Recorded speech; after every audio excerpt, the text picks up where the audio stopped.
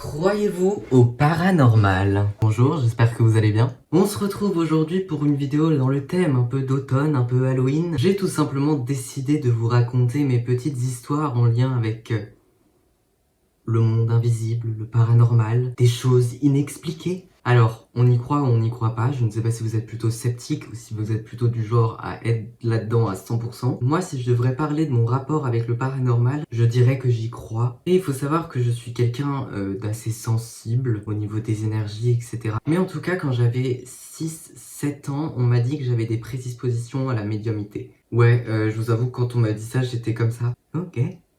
Mais bref, je vous propose de commencer, c'est le moment où vous pouvez aller vous chercher un petit truc à grignoter, un petit truc à boire, un chocolat chaud. Et c'est parti pour la première histoire.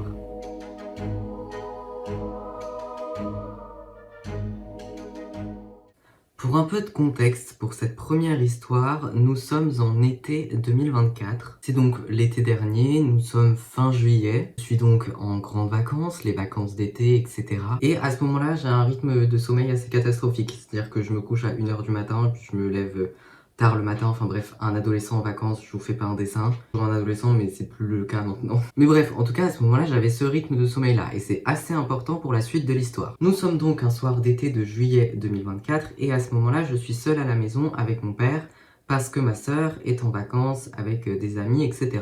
Donc mon père est déjà couché, bien en train de dormir depuis 1 ou 2 heures. Et moi, je me prépare, etc. Je prends ma petite douche. Il est, je pense, 1h du matin. Je me mets sous mes draps et avant de dormir, je me mets ma petite série. Je regarde Charmed. Alors je sais pas si c'est un détail important parce que peut-être que c'est Balthazar qui est venu me chercher dans la nuit. Mais bref, je regarde Charmed tranquillement, petite soirée posée.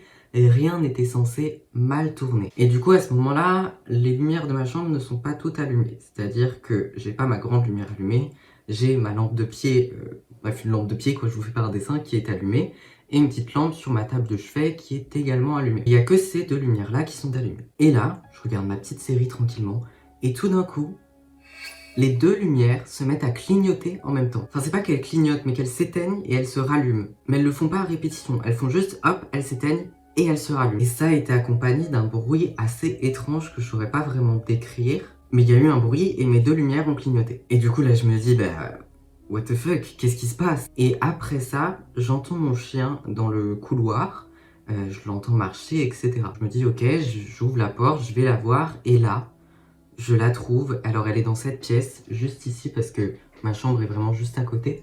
Elle est à l'entrée de cette pièce. Alors il faut savoir que mon chien est assez peureux, c'est-à-dire que c'est le genre de chien où il y a une fenêtre qui claque, elle va tout de suite se mettre à trembloter un peu et à se cacher, à pas être très sereine. Mais là, elle était juste là-bas, devant la porte de cette pièce, et elle était en train de trembler, mais je crois que je l'avais jamais vue trembler comme ça. Elle tremblait de tout son corps, comme si elle avait vu la pire chose du monde, et alors même si je sais qu'elle est très peureuse, je l'avais jamais vue dans un état comme ça. Mais vraiment, elle était toute recroquevillée sur elle-même et toute tremblante. Et du coup, je vais pour la rassurer, voilà, j'essaie de faire ce que je peux, parce que je parle pas le langage des chiens. Bref, j'essaye de faire comme je peux, je la fais rentrer dans ma chambre, etc. Je la fais rester avec moi. Je me dis, ok, truc chelou, rien de grave. Je me remets dans mon petit lit, je me dis, allez, c'était rien, elle a juste eu peur de quelque chose, etc. Je me remets dans mon lit, et là, les lumières reclignotent, accompagnées à nouveau d'un bruit. Et là, je me dis, ok, il y a quelque chose de pas normal, c'est-à-dire que c'est vraiment mes deux lumières qui clignotent en même temps, et pourtant elles sont même pas branchées sur la même prise. Puis ensuite on peut même pas se dire que c'était un insecte qui était dans le truc qui a fait un peu griller l'ampoule parce que c'est deux lumières différentes qui sont aux deux extrémités de la pièce. Et du coup là je me dis ok bizarre. Donc je prends mon petit téléphone, j'envoie un message à ma sœur qui est à bien des kilomètres d'ici, mais je me dis je lui envoie un message parce que ça se trouve elle est encore réveillée, etc. Je lui envoie un message, je lui explique la situation. Moi, en attendant, je vais aller regarder le tableau électrique, sauf que je ne suis pas électricien, j'ai très peu de compétences dans ce domaine-là. Donc pour voir s'il y a un problème ou pas, aucune idée. En tout cas, il n'était pas en feu, donc ça, je pense que c'était déjà une bonne nouvelle. Disons que j'étais déjà un peu soulagée. Mais du coup, ma sœur me dit de réveiller notre père et de lui demander, qu'il saura très certainement mieux comment regarder sur le tableau électrique, tout ça. Donc je vais pour réveiller mon père. Il va regarder sur le tableau électrique, il me dit qu'il n'y a rien, il retourne se coucher, voilà. Moi du coup je suis là, ok, bon. Du coup je discute avec ma soeur en parallèle sur mon téléphone, qui me dit ouais c'est peut-être un feu électrique, etc. Si ça se trouve il y a des problèmes et tout. Moi j'étais comme ça, comment ça un feu électrique? Comment ça un feu électrique? Ouais, hein. Et donc je discute avec elle, j'essaye de me rassurer et là je vois la date. Donc il faut savoir du coup que minuit était passé, donc on était le lendemain. Et je vois qu'on a une date qui a une signification assez importante. On a peut-être tout ça, si vous êtes superstitieux, peut-être qu'on se comprend, on peut se serrer la main dans ce cas-là, mais il y a des chiffres de dates où il s'est passé des choses importantes dans notre famille, etc., dans notre histoire, machin, et nous étions sur cette date-là. Et du coup, je me souviens, j'avais envoyé un message à ma sœur, je lui avais dit « Regarde la date, ça serait même pas étonnant si je meurs maintenant. » Super, je pense qu'elle était heureuse de recevoir ce message. Après, je suis quelqu'un qui panique assez vite dans ce genre de situation, donc bah voilà. Mais le pire dans tout ça, c'est que c'est pas fini, c'est que là, j'avais mon chien avec moi, du coup je l'ai pris dans ma chambre, etc. Elle s'est endormie et elle a commencé à faire des bruits extrêmement étranges, on aurait dit qu'elle était possédée. Je vous mets une vidéo ici que j'avais prise.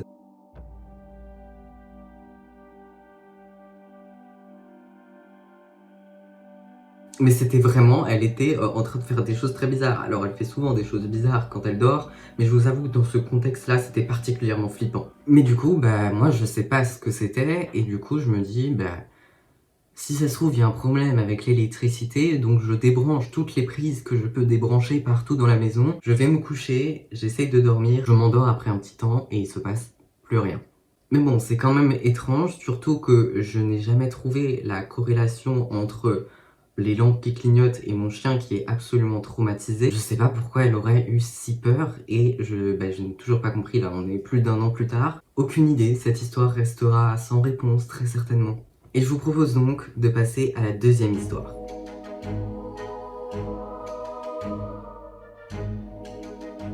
Ah oui, non, le titre était pas du tout putaclic, hein, même si j'aurais bien aimé. On n'aura jamais la certitude, j'ai jamais pu expliquer ce qui s'est passé cette nuit-là. Dans cette anecdote-là, je suis bien plus jeune. Je dois avoir 7-8 ans, je dirais. Et il faut savoir qu'à cette période-là, on était en train de faire des travaux dans ma chambre. C'est-à-dire qu'avant, j'avais de la tapisserie dans ma chambre, etc. Cette tapisserie-là, à ce moment-là, on l'a enlevée pour la remplacer avec la peinture qui est là actuellement. Mais du coup, on était en plein travaux de peinture dans ma chambre. Bref, je ne pouvais pas dormir dans ma chambre. Donc j'ai changé de chambre pour quelques nuits et j'ai dormi dans cette pièce dans laquelle je me trouve actuellement. Super. Comme je l'avais déjà expliqué dans ma première vidéo, avant que ça devienne un bureau, c'était une chambre d'amis, un débarras, où il y avait un canapé lit qu'on pouvait déplier pour faire un lit. Enfin bref, je vous fais pas un dessin, un canapé lit, en fait, vous savez ce que c'est un canapé lit. Pourquoi je vous engueule, je ne sais pas. Mais bref, on avait un canapé lit du coup qu'on avait déplié, on avait installé mon petit lit ici, et je devais dormir ici pendant quelques nuits, parce que je pouvais pas dormir dans ma chambre, tout simplement. Et donc, je me rappelle plus vraiment si c'est la première, deuxième nuit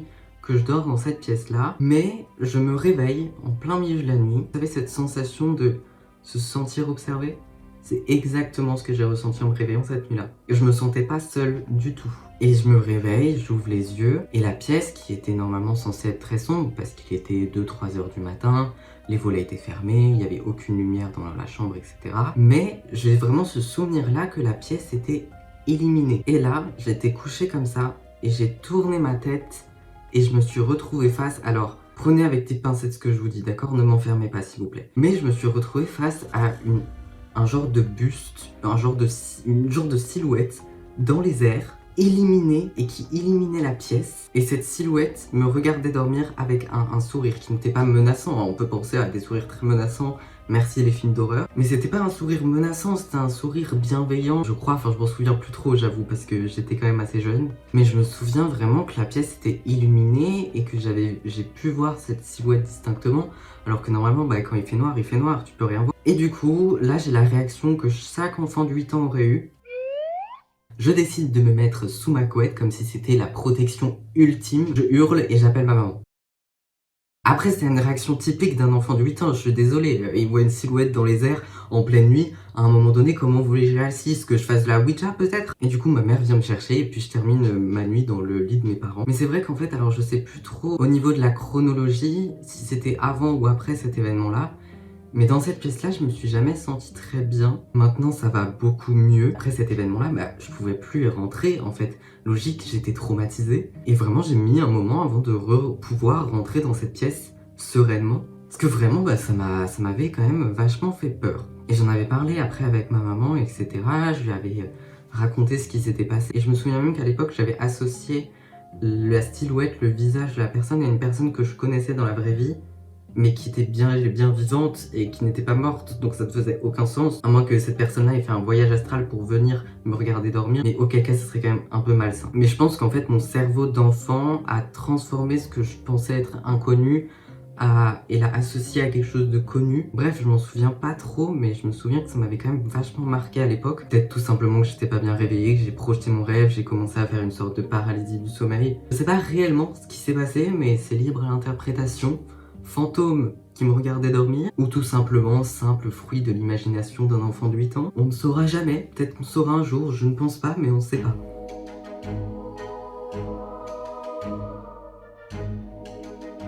Passons maintenant à la troisième et dernière histoire de cette vidéo, qui est pour le coup beaucoup plus récente puisqu'elle m'est arrivée cette année-là. Plus précisément en juin dernier, on est vers mi-juin, il commençait vraiment déjà à faire très chaud, et un samedi soir, on va au restaurant avec ma famille. Donc moi, mon père, ma sœur, ma tante, mon oncle, mon cousin, ma cousine et la maman de ma tata. Et on décide d'aller dans un nouveau restaurant qui a ouvert assez récemment et dans lequel on n'était jamais allé. Et donc on va dans ce restaurant-là, etc.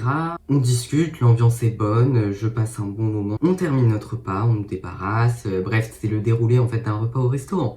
On prend des desserts, on nous ramène nos desserts, on termine notre repas, moi je termine mon dessert, d'autres qui commandent des cafés, bref voilà, on est sur la fin. Et à ce moment-là, je suis pris de nausées, mais vraiment, mais soudainement. Quand je dis des nausées, c'est pas que j'ai dégueulé en plein milieu du restaurant, hein, je préfère prévenir, même si j'ai bien eu peur que ça arrive à un moment donné. Et je saurais pas comment le dire, mais en fait, c'était pas vraiment au niveau de mon ventre, c'était vraiment... J'avais l'impression que je devais vomir, un peu comme vous savez les chats avant qu'ils vomissent. Très glamour, hein. Si jamais pour les hémétophobes je n'ai absolument pas vomi, voilà, je préfère prévenir. Mais du coup, à ce moment-là, je pars aux toilettes parce que je me dis, Romain, sauve un peu ta dignité quand même. Vomir, ok, mais pas en plein milieu du restaurant. Et je sens vraiment que je me sens pas bien, je me mets de l'eau sur le visage, etc. Vraiment, je commence à avoir du mal à respirer. Et moi, il faut savoir que je suis quelqu'un qui fait des crises d'angoisse. Et parfois, les crises d'angoisse peuvent me donner des nausées. Mais je reprends tout de même mes esprits. Vraiment, ça commence à aller mieux. Comme je fais souvent des crises d'angoisse, je sais ce qu'il faut que je fasse quand j'en fais une et je sais comment la calmer. Donc je suis dans les toilettes, je respire, voilà, je fais mes petits exercices de respiration. Et du coup, je décide de retourner dans la salle. Je retourne et là, au moment où je m'assois, les spasmes me reprennent de nouveau. Comme un chat, littéralement, vous voyez l'image d'un chat avant de vomir, c'était moi ce soir-là. Du coup là vraiment c'était affreux et je suis partie limite en courant aux toilettes. Du coup là ma famille commence à voir que je vais pas trop bien, donc elle vient me voir, etc. Et du coup je dis que je sais pas trop ce qui m'arrive, mais que je pense faire une crise d'angoisse et que ça me donne des nausées. Mais aux toilettes, ça va un peu mieux, c'est-à-dire qu'aux toilettes, j'ai plus du tout ces spasmes-là. Et quand je suis aux toilettes, dans ma petite pièce, etc., je reprends mes esprits, ça va, même si j'ai toujours vraiment la respiration qui est coupée, etc. Mais vraiment, c'était impossible pour moi de rester dans cette salle. Physiquement, je ne pouvais pas. Et du coup, là, en attendant que les autres terminent leur repas, je sors avec ma sœur et mes cousins dehors. Et là, une fois qu'on est dehors, vraiment, je commence à reprendre mes esprits.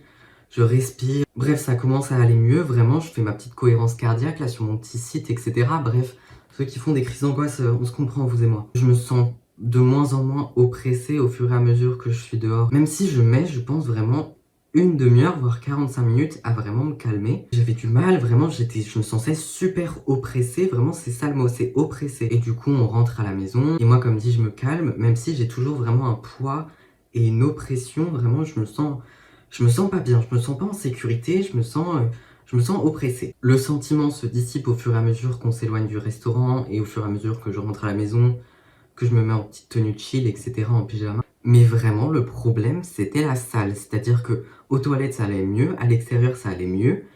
Mais vraiment, dans la salle, j'avais des spasmes, vraiment, je me pouvais pas rester dans cette putain de salle.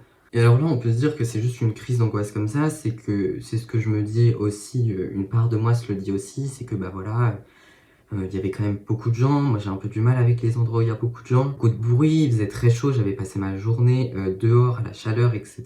Bien que j'étais à l'ombre, peut-être que je sais pas, j'ai pris un petit coup de chaud ou quelque chose. Mais l'histoire ne se termine pas là-dessus. Effectivement, le lendemain, je suis au téléphone avec ma tata, et elle me dit qu'elle voulait pas me le dire ce soir-là, mais elle se sentait pas trop bien dans le restaurant. C'est vrai qu'elle avait à peine mangé, et elle m'a dit vraiment qu'elle avait trouvé l'ambiance pas ouf, bizarre. Bref, il y avait quelque chose dans l'ambiance de ce restaurant qui était pas franchement cool. Et il faut savoir que ma tata et moi, on est les 2 personnes les plus sensibles aux énergies dans la famille. Encore une fois, vous y croyez pas. Et cette histoire reste libre à l'interprétation parce qu'elle peut avoir autant des explications très logiques, très terre à terre, mais on peut aussi se dire que peut-être qu'il y avait quelque chose dans cette salle qu'on a ressenti, peut-être, je sais pas, une énergie plutôt mauvaise. Et comme je le dis, vraiment, ces spasmes-là, c'était quand j'étais dans la salle, comme si on me disait ne reste pas dans cette salle. Donc voilà, si ça se trouve, je nous ai tous sauvés parce que si on était resté plus longtemps, on se serait attaqué, assassiné et on serait tous morts. Mais c'est vrai que je trouve ça quand même bizarre que c'est vraiment dans la salle en particulier où je ne pouvais pas rester. Donc je sais pas, peut-être que quelqu'un dans le restaurant avait des énergies très lourdes, peut-être que